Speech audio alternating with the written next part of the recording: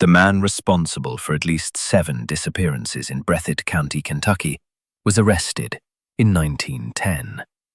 His notebooks were seized. His collection was catalogued. The case was officially closed in 1913.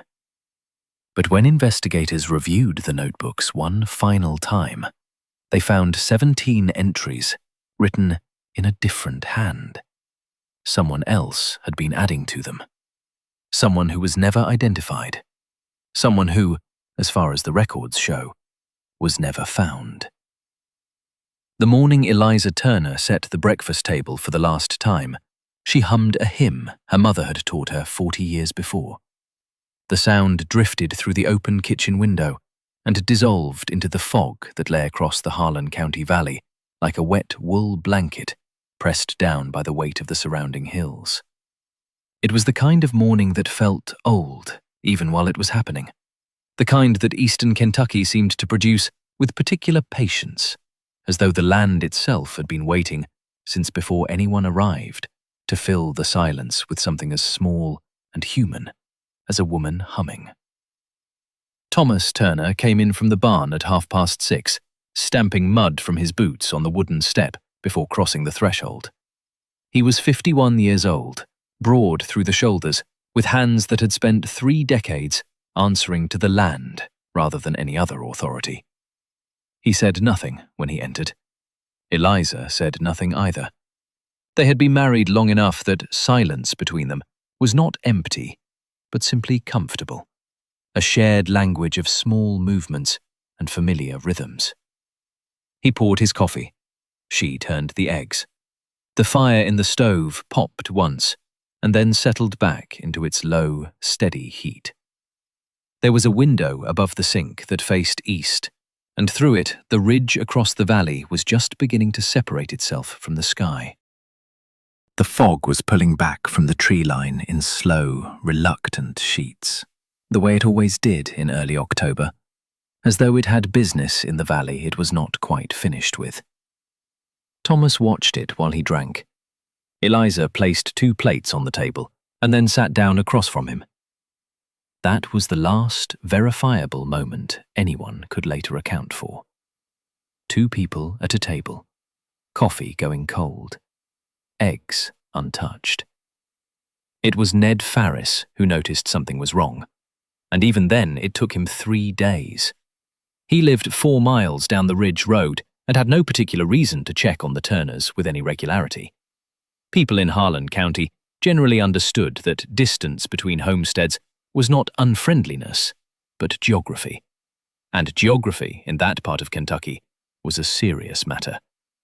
The hills divided people as cleanly as walls, and the roads between properties were narrow enough in places that 2 men on horseback would have to negotiate who passed first. Neighbors were not absent from one another's lives, but they were not present in them either. They existed at the edge of awareness, known but not watched, acknowledged but not monitored. Ned only went up the Turner property because he needed to return a draw knife he had borrowed in August and had been meaning to bring back ever since. He rode up the trail through the oak and poplar and arrived at the clearing to find the house standing exactly as it always had, solid and unremarkable and completely still. No smoke from the chimney, no sound from the barn. The 2 draft horses were inside their stalls, calm and watered and recently fed, which did not make sense if no one was home. The chickens were moving freely in the yard. A pile of split wood sat beside the front step in a neat stack, half covered by a piece of oilcloth weighted at the corners with stones. Ned called out. No answer came. He tried the front door. It was latched from the inside. He went around to the back and found that door latched as well. He stood in the yard for several minutes with the draw knife in his hand and the horses watching him from the barn door, and said later that the only word he could find for the feeling was wrong. Not frightening, not strange, simply wrong. The way a sentence sounds wrong before you can identify which word is out of place. County Sheriff Roy Bassett arrived the following afternoon with 2 deputies. They found everything Ned had described and added to the inventory of details several things Ned had not looked closely enough to see. The breakfast table was still set. The food had dried to the plates. In the bedroom, both sets of working clothes were hanging on their respective pegs. Thomas Turner's good boots, the ones he wore to church and to town, were standing beneath the window, as though he had just stepped out of them. And on the nightstand, between the lamp and Eliza's Bible, sat a compass. Not a standard surveying instrument of the kind common to that region, but a finely made navigational piece, brass-cased, with a beveled crystal and a hand-engraved rose on the face. It was not Thomas Turner's. His daughter confirmed this without hesitation when Bassett showed it to her 3 days later. She had never seen it before in her life. Bassett picked it up carefully and turned it in his hand. The needle did not move. He tilted it left and right, and the needle stayed fixed, pointing at nothing, frozen in place, as though the mechanism had simply stopped mid-thought. He turned it over. On the inside of the case cover, scratched into the brass with something sharp and deliberate, were 2 digits and 2 letters. 2:43 a.m. He set it back on the nightstand and stood there for a moment with his hands at his sides. And later he would tell his wife that standing in that bedroom, with the dead compass in that silent house, felt like being inside a question he did not have the language to ask.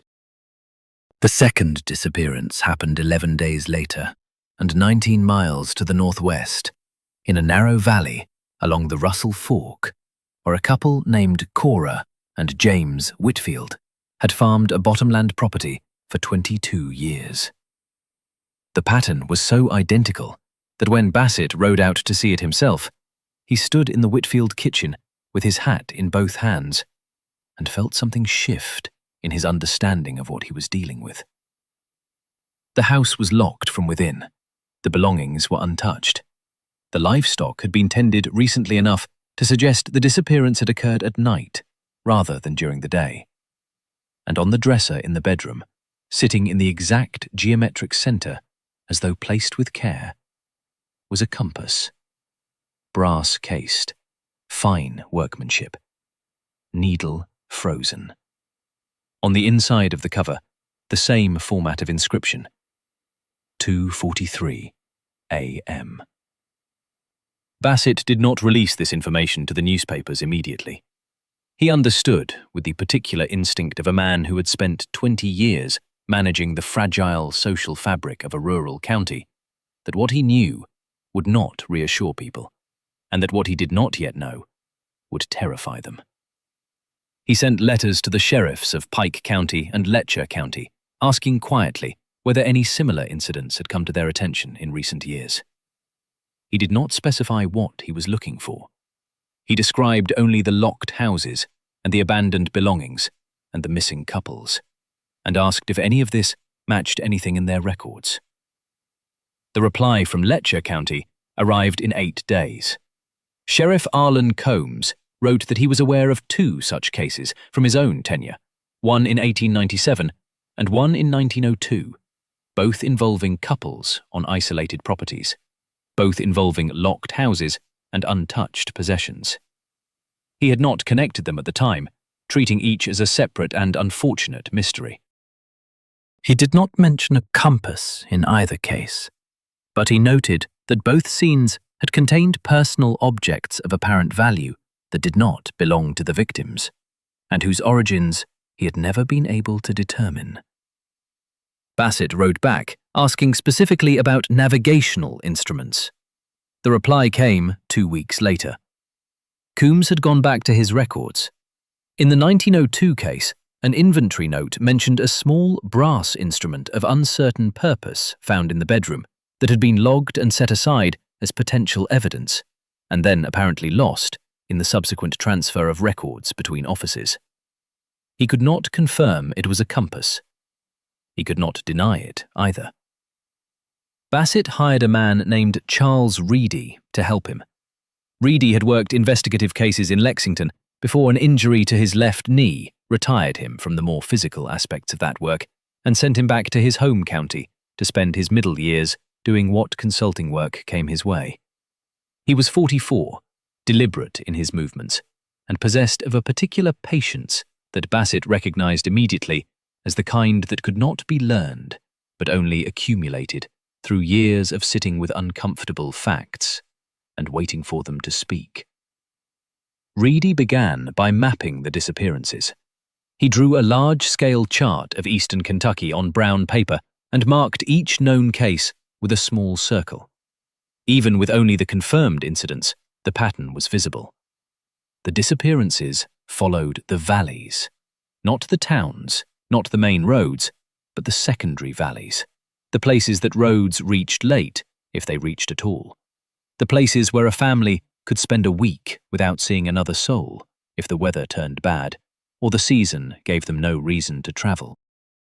The circles on Reedy's map formed a loose corridor running roughly northeast to southwest through the hill country, each one sitting on a tributary valley or a secondary ridge road, each one representing a couple who had simply ceased to exist on an ordinary night.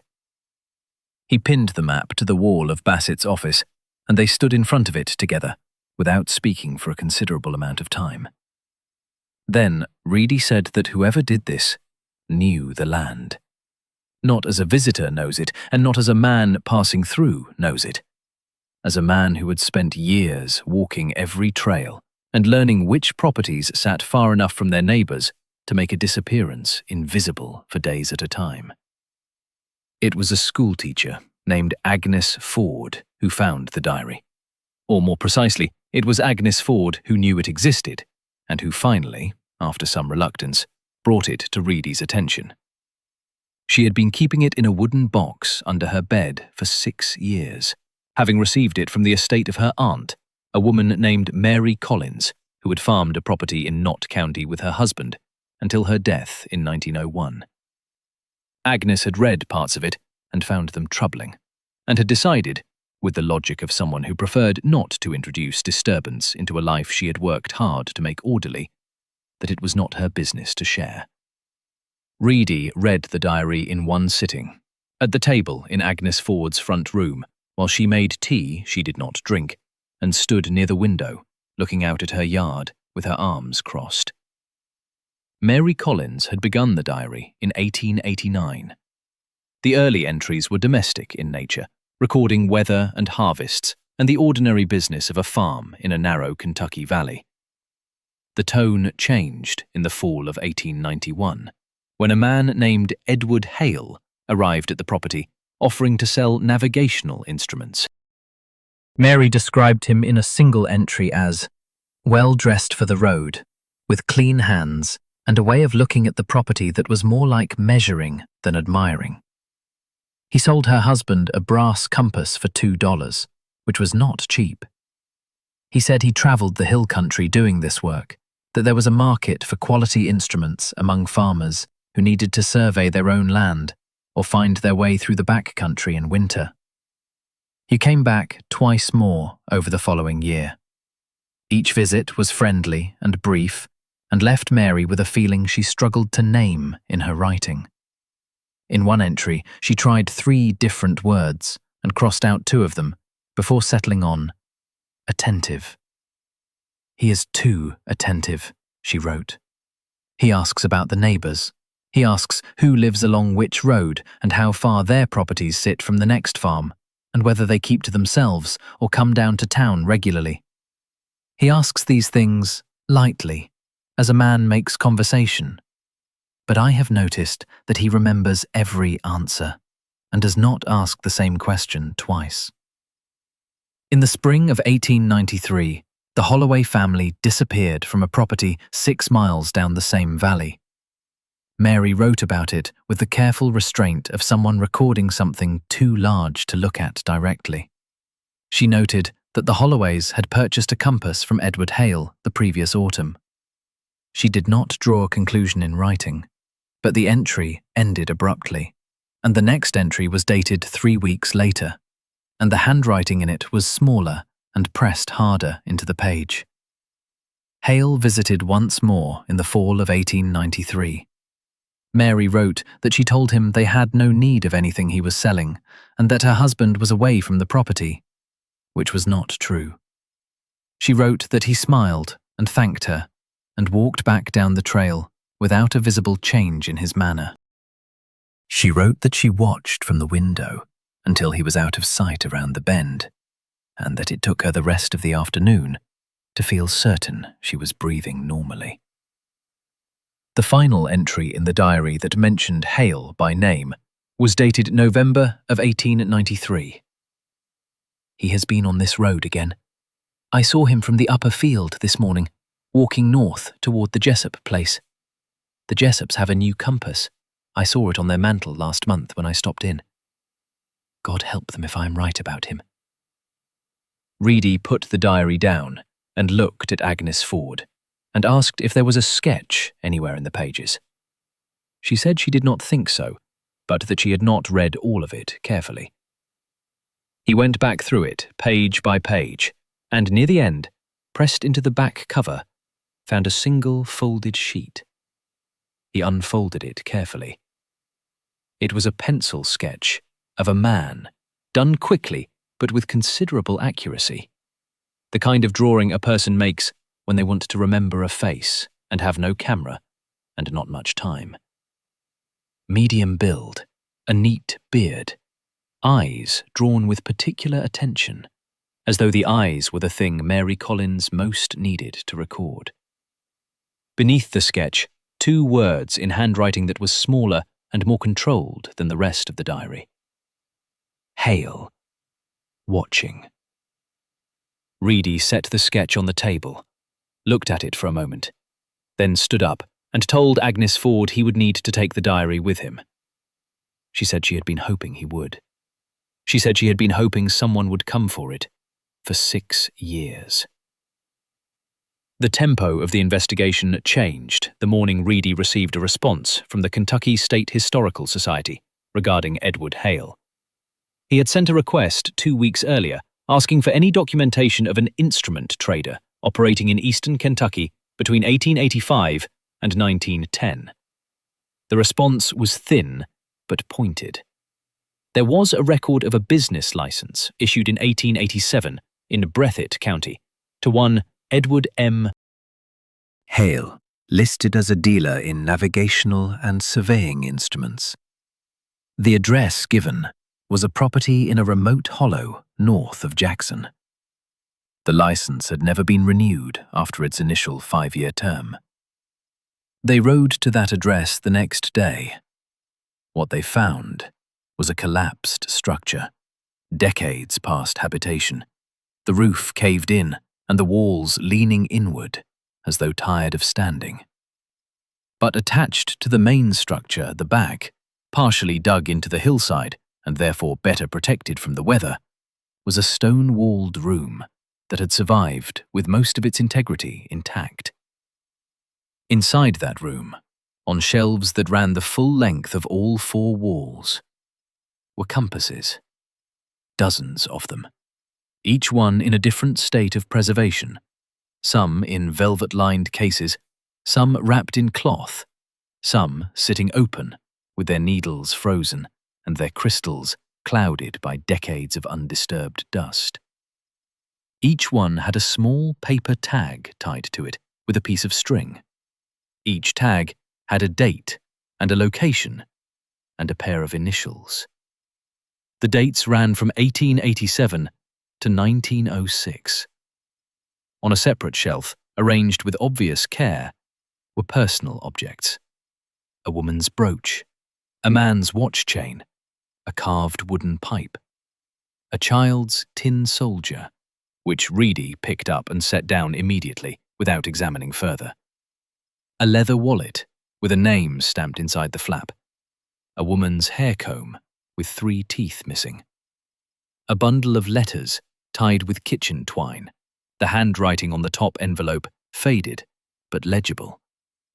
Each object had a tag. Each tag matched the format of the tags on the compasses. On the table in the center of the room, beneath a layer of grime that suggested it had not been opened in years, was a ledger.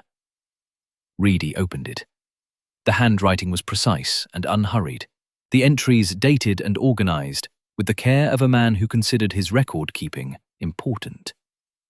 The first entry was from the spring of 1887. The last was from October 1906. Between those dates, 41 entries. Each one recording a location, a set of initials, a date, and a time. 2:43 a.m. appeared in every entry without variation. Reedy stood at that table and read for a long time without moving.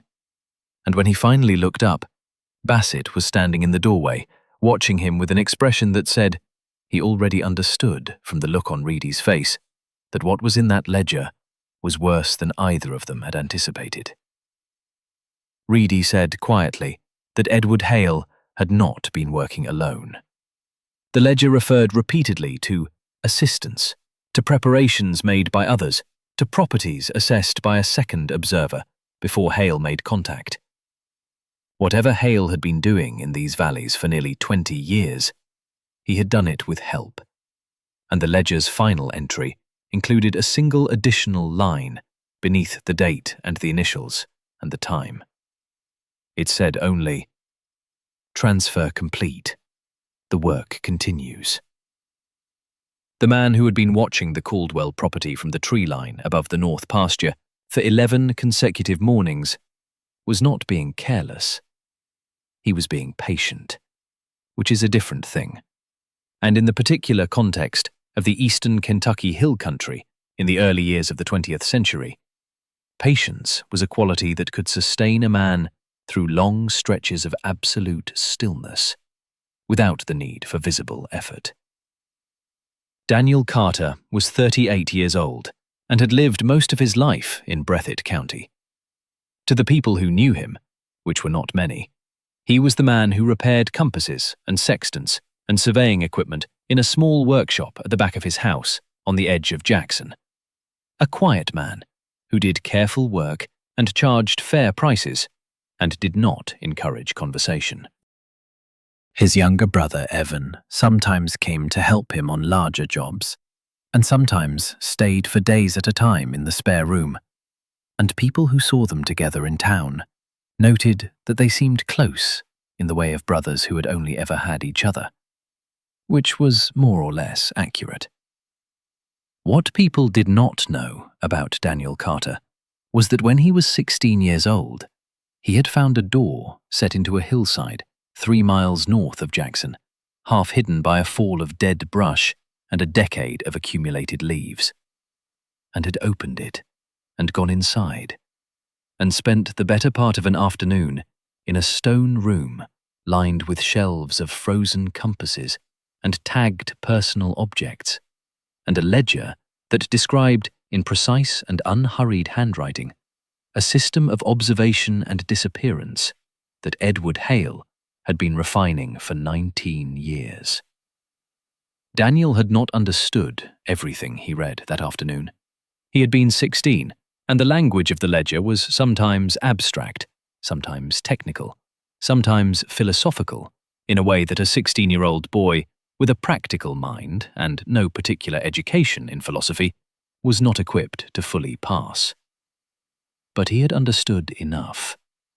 He had understood that the man who wrote the ledger had believed he was doing something necessary, that the acts described were framed not as crimes, but as a kind of service, a preservation of moments at the precise point of their maximum intensity, a fixing of human lives at the instant before ordinary time eroded them into the undifferentiated past. He had understood that this work had been going on for a very long time before Edward Hale, and would, according to the ledger's final lines, continue after him. Daniel had taken the ledger. He had closed the door behind him. He had carried the book home inside his coat and hidden it in the false bottom of the wooden chest in his workshop, and spent the next 6 years reading it and rereading it, and filling his own notebooks with reflections on what it meant and what it required. He had never intended to act on it. That was what he told himself for a long time. He told himself he was a scholar of a particular dark subject, not a practitioner. He told himself the distinction was meaningful.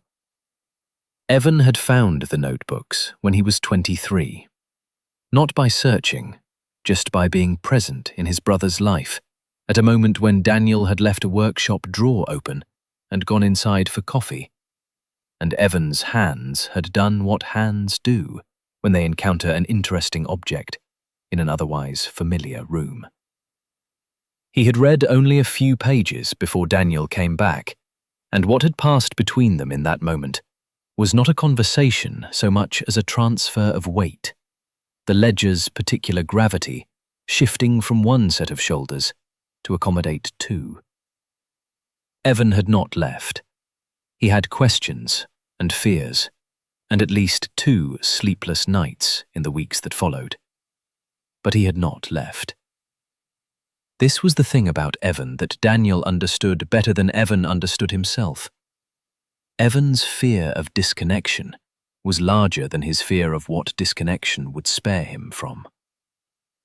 The Caldwells on the North Pasture property did not know they were being observed.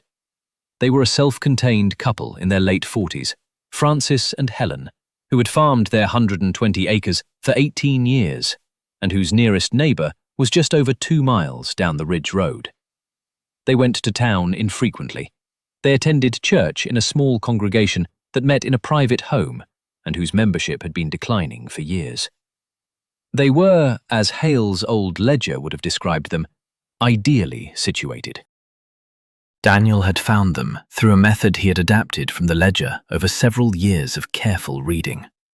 A combination of land records, church membership lists obtained indirectly, and his own extensive knowledge of the secondary roads and hollow trails that connected the isolated properties of Breathitt and surrounding counties.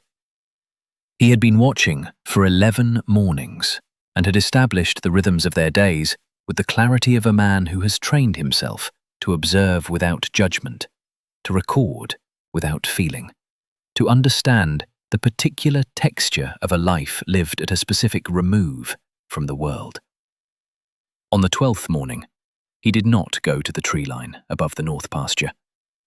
He went instead to his workshop and opened the false-bottom chest and sat for a long time, with the ledger in his hands and his own notebooks spread on the workbench in front of him, and the compass he had selected sitting in the centre of the bench, needle frozen, its case engraved on the inside cover with the designation 2:43 a.m. Evan was sitting in the doorway when Daniel finally looked up.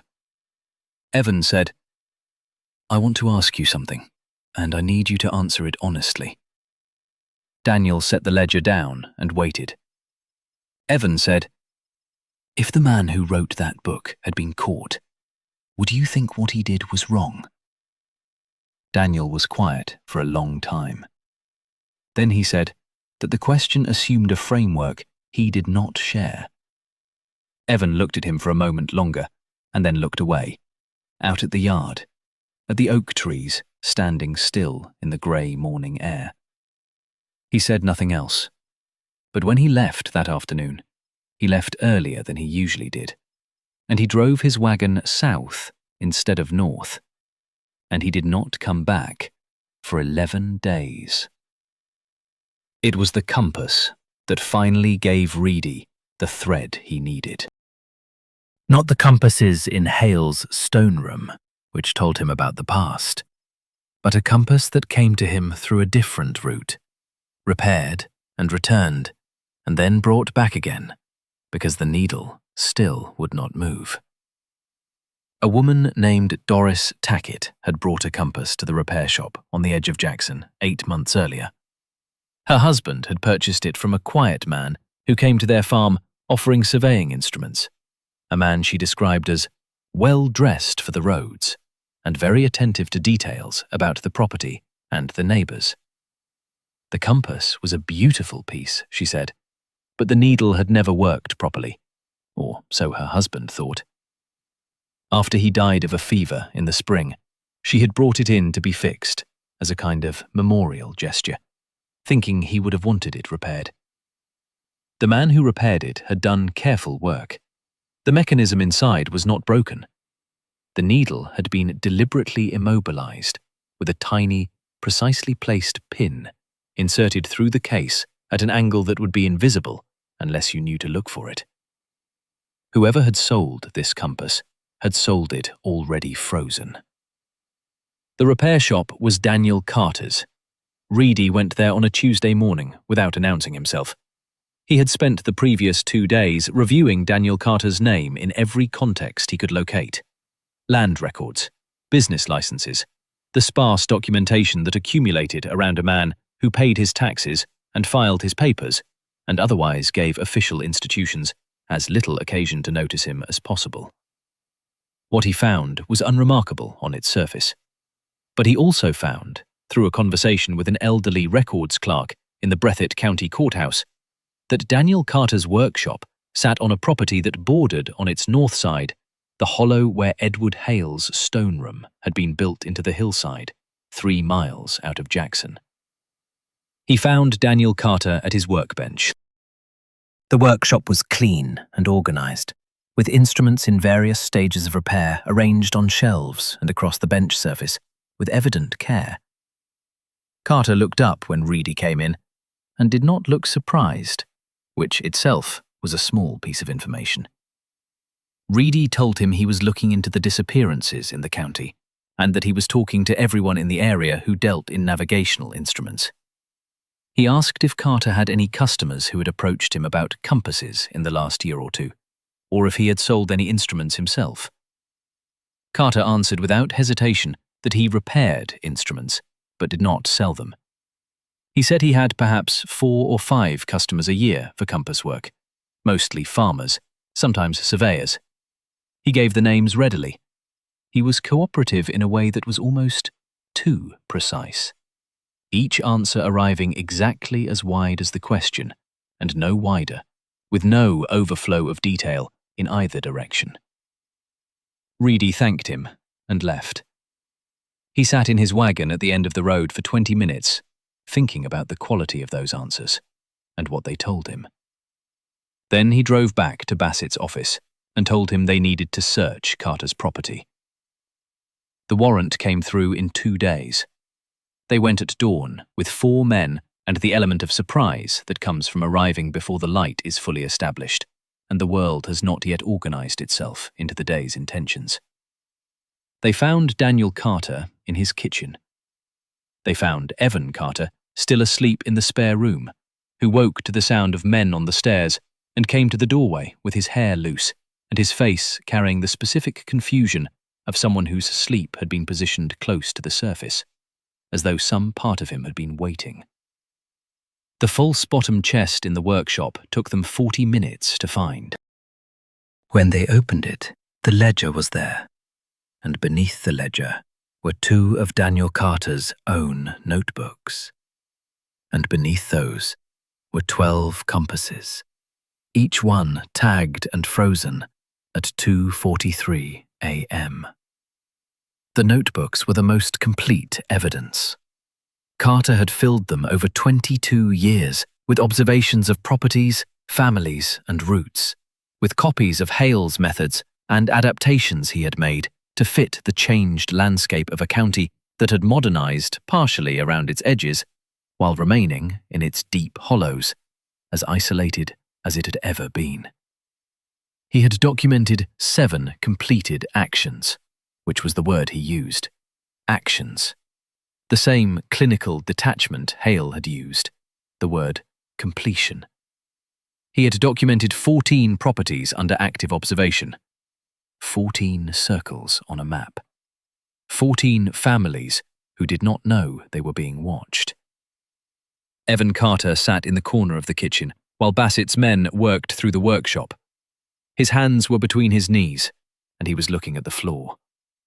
When Reedy came and sat across from him and said nothing, just waited, Evan looked up after a long time and said, "I didn't do any of the actions. I need you to understand that." Reedy said he understood. Evan said, "I knew about them. I knew about some of them. I kept thinking I would stop him, and I kept not doing it." Reedy asked him about the 14 properties on the map. Evan was quiet for a moment, and then said he could name most of them. He gave the names in a flat voice, looking back at the floor, each name dropping into the room like something being set down that had been held too long. The trial of Daniel and Evan Carter took place in the Breathitt County Courthouse in the spring of 1911 and drew reporters from Louisville and Cincinnati and one correspondent from a New York paper who described the setting in terms that the local residents found condescending but not entirely inaccurate. The hills stood close around the town. The roads were unpaved. The courthouse was a frame building that creaked in the wind off the river. The prosecution presented the ledger, both notebooks, the 12 compasses from the chest, and the personal objects found in a second location Evan had disclosed during his initial interview. A root cellar, on a property Daniel had purchased under a different name 6 years earlier and never publicly acknowledged. The cellar contained objects corresponding to all 7 documented actions. The personal belongings of people who had been listed as missing in records going back to 1903. The defense argued that the notebooks were the product of a disturbed mind, elaborating on a fantasy constructed around a document found in adolescence, that no physical evidence directly connected Daniel Carter to the disappearances themselves, and that Evan Carter's testimony was the statement of a frightened young man looking to reduce his own culpability. Some of this was technically arguable. None of it moved the jury for very long. Daniel Carter received a life sentence without the possibility of parole. He accepted it with the same quality of stillness that had characterized him throughout the entire proceeding, as though the verdict was simply another piece of information to be recorded and filed. Evan Carter received 15 years. He wept when the sentence was read, which was the first visible emotion he had displayed in court, and which the Louisville Reporter noted in his dispatch with a particular kind of emphasis. In the months that followed the trial, Reedy continued working through the evidence. He identified 6 of the 7 documented victims and provided their families with the first concrete information those families had ever received about what had become of their loved ones. This was not comfort exactly, but it was something. A closing of a space that had been held open for years by the absence of any answer at all. He also worked through the material on Hale. The gap between Hale's last ledger entry in 1906 and Daniel Carter's first documented action in 1903 created a temporal overlap that Reedy found significant.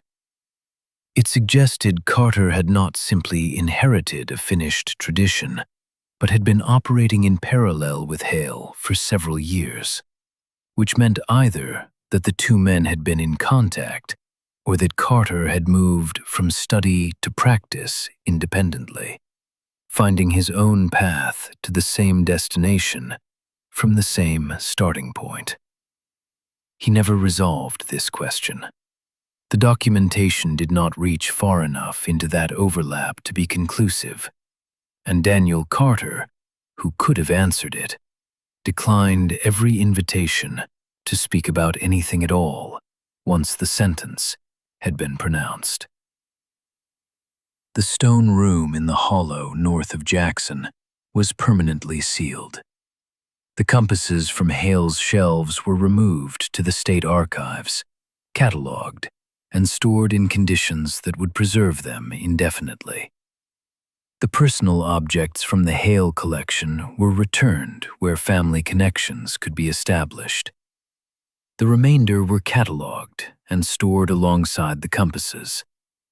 The personal objects from Daniel Carter's root cellar were handled the same way. Evan Carter was released in 1926, having served his full term. He left Breathitt County the following week and did not leave a forwarding address.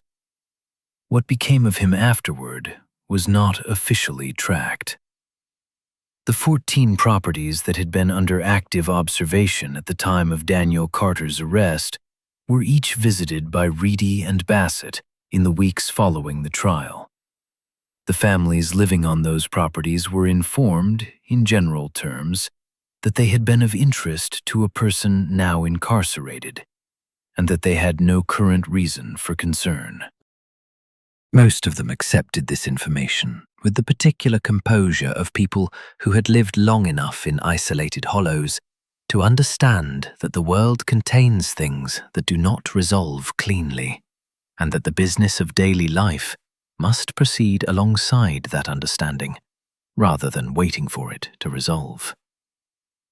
The case changed certain practices in Breathitt and the surrounding counties. Missing persons reports were taken more seriously. Communication between county sheriffs was formalized into a regular protocol, rather than an ad hoc exchange of letters. Reedy wrote a summary of his methods that circulated informally among law enforcement offices in the eastern part of the state, and was credited in later years with having influenced how at least 2 subsequent investigations were approached. The compass that had started it, the one found on the Turner's nightstand on that October morning in 1908, was kept by Bassett as evidence throughout the proceedings, and then, after some correspondence with the state about its final disposition, retained in the Breathitt County Records Office in a small wooden box in the back of a filing drawer. It stayed there for many years. The needle never moved. What stayed with Reedy longer than any other detail of the investigation, the thing that surfaced in his mind at quiet moments for the rest of his life, was not the ledger or the compasses or the objects in the cellar. It was a single observation from the final review of Carter's notebooks, something he had noticed on a late reading and had marked with a pencil line in the margin without fully processing at the time. In the last notebook, in the section containing the 14 properties under active observation, Carter had numbered each entry. The numbering ran from 1 to 14, but the margins contained brief notations in a different ink, a darker blue that Reedy had initially assumed was just a variation in the same pen. When he looked at those marginal notes closely, he saw that several of them contained information about properties that did not appear in the main numbered list. Properties in different counties, different valleys, different ridge roads entirely. He went back through all 3 notebooks and found 17 such marginal entries, all in the darker blue ink, all describing properties and families with the same clinical shorthand Carter used in the main text, all lacking the date of first observation that Carter's system otherwise required. Reedy sat with this for a long time. He considered 2 explanations. The first was that Carter had begun expanding his operation beyond the area he had previously worked, scouting new locations in advance of moving his primary focus. The second explanation was the one that kept Reedy awake, the one that sent him back through the records 3 times, looking for a third possibility that would make the second one unnecessary. The second explanation was that the marginal entries had not been written by Daniel Carter at all. The ink was different. The handwriting, when he compared it carefully, was similar but not identical, slightly more angular in certain letters, slightly heavier on the downstrokes. Someone else had been writing in that notebook. Someone who had access to it. Someone who knew its contents, and its system, and its logic, and had been quietly adding to it, marking properties, noting families, preparing the groundwork for observations that had not yet begun. Reedy reported this finding to Bassett, who reported it to the state, who assigned 2 investigators to follow up. Those investigators found nothing conclusive. The marginal properties were visited. Nothing was discovered. The families were all present and accounted for. The hollow trails leading to those properties showed no signs of regular foot traffic beyond what local use would explain. The investigation was formally closed in 1913. And that is where the official record ends. That is where the documents stop, where the courthouse files go quiet, where the names disappear back into the hills and the hollows and the long silences of eastern Kentucky. But before we close this story entirely, take a moment and tell us in the comments where you are watching from right now, because this case has reached people in places we never expected, and we want to know how far these dark hollows have traveled. And if this is your first time here, consider subscribing, because there are more stories like this one waiting. Cases where the records go cold, but the questions do not. Cases where something in the official account does not quite add up, and someone needs to sit with it long enough to find out why. In the spring of 1914, a family named Yates disappeared from a property on the Breathitt and Perry county line. The house was locked from the inside. The belongings were untouched. On the dresser in the bedroom sat a compass, needle frozen, its case engraved on the inside cover in handwriting no one in the records office recognized. 2:43 a.m.